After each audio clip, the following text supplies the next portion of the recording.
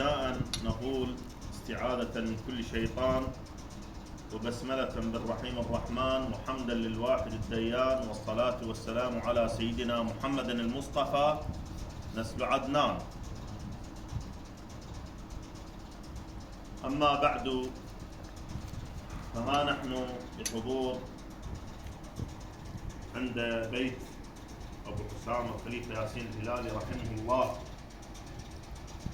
الذي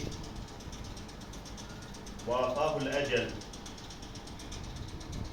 يوم الاثنين 28/7/2025 الموافق 1447 3/0، وإن شاء الله في أيام مباركة.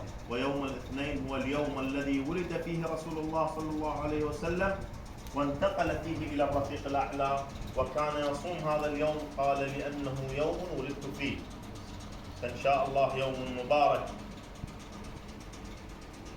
فألفت هذه الأبيات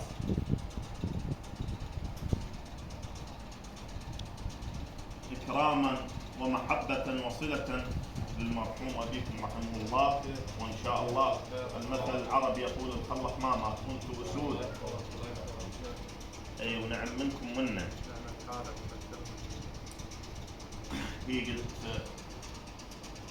مودع ملتقاك بحضرة الهادي ياسين الخليفة نلت الأمجاد، بزت يا أبو حسام بزت يا أبو حسام بخلقة غالي وتغمدك الإله